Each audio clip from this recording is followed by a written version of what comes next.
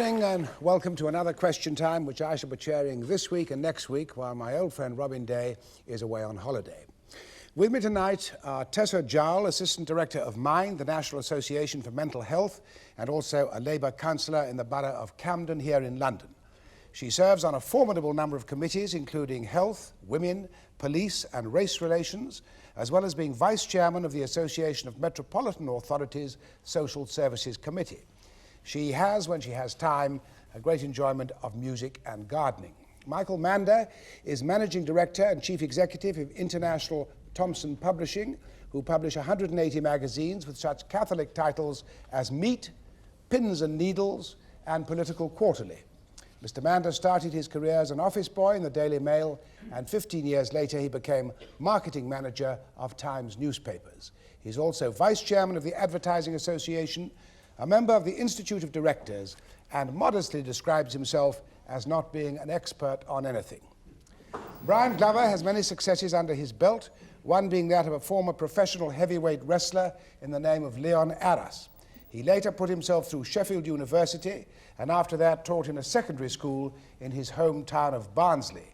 He then turned to acting and has since played many memorable parts, from the bullying sportsmaster in Kes to that of God in a medieval mystery play, a role which tonight falls to me rather than to him. Baroness Trumpington of Sandwich is a Conservative life peer, a former mayor of Cambridge and a steward of Folkestone Racecourse. Her father was a Bengal Lancer, and those of you who saw last week's number 10 on Lloyd George will be interested to know that during the war, Lady Trumpington worked on Lloyd George's estate as a land girl and lived in the bungalow of his mistress Frances Stevenson, who she says was very nice to her.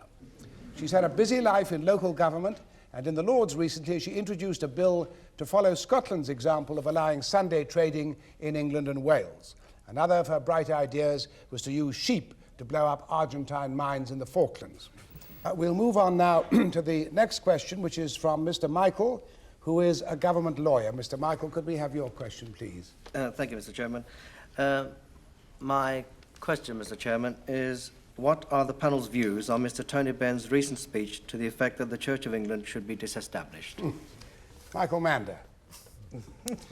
Well, I suppose that the Church of England is probably the oldest nationalised industry, and that therefore, as a man keen on private enterprise, I should be keen to see it denationalised. And in fact, that was my immediate instinct. But it's always a little bit worrying if you suddenly find yourself agreeing with Tony Benn, and you wonder whether perhaps your motives and his are slightly different. I think, in fact, it's a serious subject. It's one that it's quite right to air and to discuss.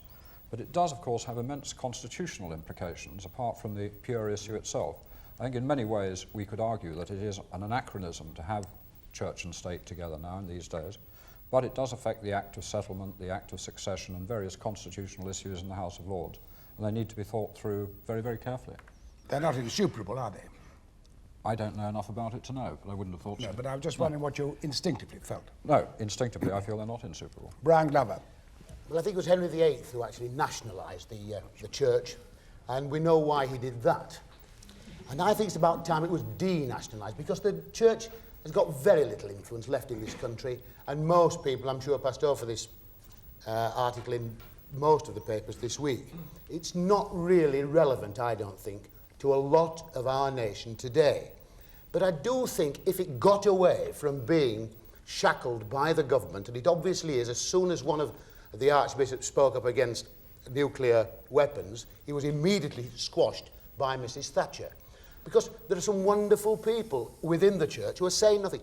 David Shepherd, I think, David Shepherd, who was to play for England at cricket, was a wonderful cricketer and is obviously a wonderful bishop. Here's a man who should have power and influence, and his voice should be heard. And I do not think the voice of the church is being heard throughout our land. A lot of people are being muffled, and we could well do with listening to them again. Jean Trumpington. Well, I'm absolutely fascinated. In order to be a good bishop, you've got to play cricket for England. It's not a bad start. And, no, I agree with you. I quite agree. In fact, Bob Willis wishes he'd got him now, I'll tell you. I actually think this argument's a little bit premature, because we really haven't heard anything from the church. And I would prefer to have a two-sided argument, not just one man's ideas on this subject. Well, we'll have to make do as best we can I without know. them, because there's nobody here who can represent them. But apart from, it's a terrible thing to say, but apart from the constitutional issues, and I'd hope we'd go on praying for the right things, I don't care. You don't care what? I don't care if they go their own way or remain as they are. I really don't think it's going to make an enormous amount of difference. But I think the point behind the question we'll ask Mr. Michael, where are you? Is the object behind your question, or are you feeling at all that the church might be stronger if it was disestablished? And Yes. do you think, yes? Yes. Well, that's the argument, Lady Trumpet. Well, I don't think it's going to make any difference. I really don't. Tessa Jowell. Well, of course, what this debate will do is to reintroduce the longest word in the English language, antidisestablishmentarianism. Yeah. Right. And I think that Tony Benn's raising the debate in doing this. I mean, he's doing something extremely important. It is an absolutely critical issue which touches really to the roots of our society and our system of moral and ethical values. So it's undoubtedly an argument which merits dwelling on. I have some sympathy with the thoughts that he's expressed on it so far, although I do also suspect that it's something of a backdoor way of diminishing or getting rid of the House of Lords. Yes, I Because if wondered you that. remove the bishops, then you certainly have removed some of the membership. Thank you. Now, anybody in the audience would like to talk about this one? Yes, sir, you in the red sweater. Well, I think if it's a backdoor way of getting rid of the House of Lords, then it's a very good thing, because we should have an elected second chamber.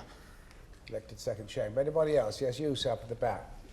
Well, I'm not surprised at the position of the Tory party, because the Tory party never denationalises losses, and if one takes Brian Glover's point, then of course he thinks the Church of England is at least a losing situation at the moment.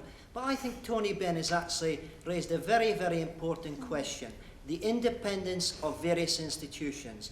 As soon as the state or the government starts putting their fingers or their claws into any organ, whether it's the trade unions or whatever it is, then the question of a free society is definitely in danger. And that is something one's got to be very, very careful of. Thank so you, it's sir. not like the Church of England. Thank you. And the lady up at the back? Yes, when the Synod met in mid-February, it had the chance to do something very brave and very proper, and it chose not to. It didn't vote for unilateral nuclear disarmament, and as far as I'm concerned, it discredited itself.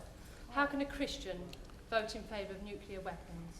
Well, it's very interesting. Shall we take a vote on this? What do you feel in the House? Those who are in favour of the church being disestablished, put up your hands. That's fine. And now down, and now could we have those in favour of the status quo, put up your hands. I would think that disestablishment has it by a narrow head. I don't know if anybody else like to have a word on this, because it is an important issue. Does anybody feel the church would really be much stronger, have a more independent voice if it was no longer tied to the state? Yes, so you, and then after that, you first, sir.